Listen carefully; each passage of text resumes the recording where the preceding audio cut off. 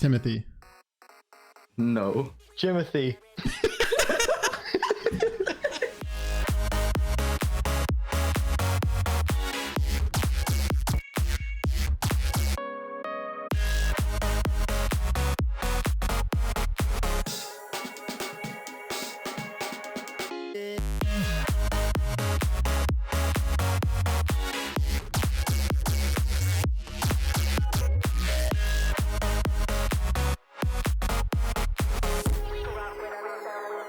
Drop timing. So the drop timing that I saw everyone use so far is you just do one potion on the platform and you drop at 29 minutes and 40 seconds. More or less, yeah. This pretty much puts them right where you're landing, allows you to get some mantras off before he starts to slide.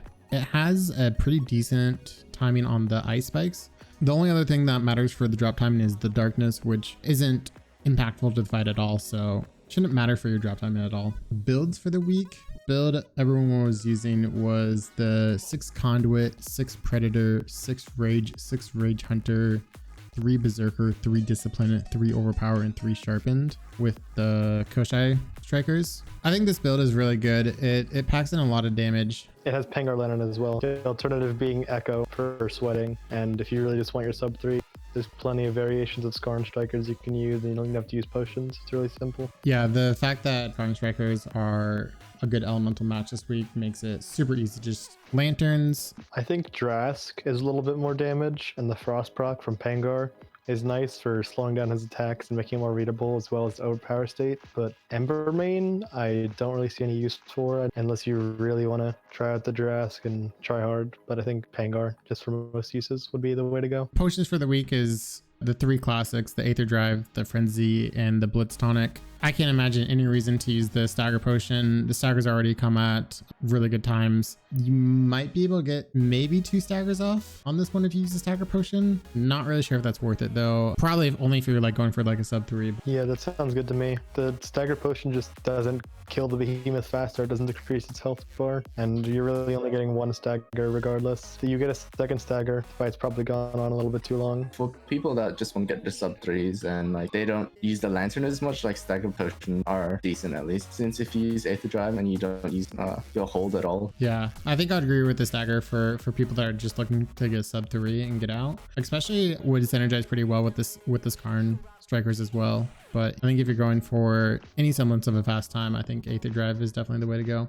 Viable weapons for the week. I think there's actually a lot of viable weapons for this week. I would actually say every single weapon is viable this week, especially for sub 3. Strikers, obviously. Hammer, definitely. Sword is definitely viable. Chainblades, definitely viable. I think Pike actually struggles a bit. I think Captain Maelstrom was having a little bit of struggle with it, but I think it's still viable for sub 3. It's viable for sub 3, but not recommended. Same thing with Axe. Like I think it's doable, but you're going to be working so hard for a sub 3 when you could just easily do it on any other weapon. And repeaters I think is also pretty good for this one as well. I think it's actually really easy to do repeaters on this one because it's just so easy to dodge the ice. You don't have to worry about the orbs like at all. You can just send them back. And you can just walk away from his attacks. Like when he does the forward swipe, you just stand out and you're still in empowerment range. Yeah, he doesn't quite have the reach of a lot of other behemoths. And repeaters is able to take advantage of that pretty easily. Any mistakes in your guys' runs or improvements that you guys were looking to make? I had to dodge ice during overpower state. So I was like 2 or 3 seconds off, and you can always get more crits. I mean, that's pretty much it. In my run, I don't think I got any crit. Yeah.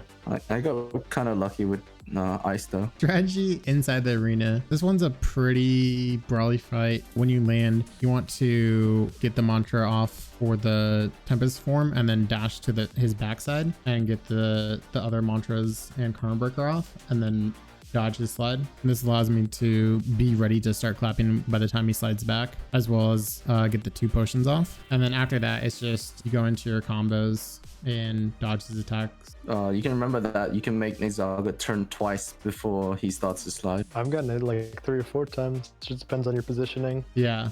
As for the timings that you're looking for, you're looking to get breaks right after the first stagger. If you're looking for just a sub 3, he goes into Aether at about like a minute 10-ish. His Aether form is actually really scary. A lot more of his abilities have Shockwave, as well as he has access to more dangerous abilities. Pretty scary to leave him in Aether form.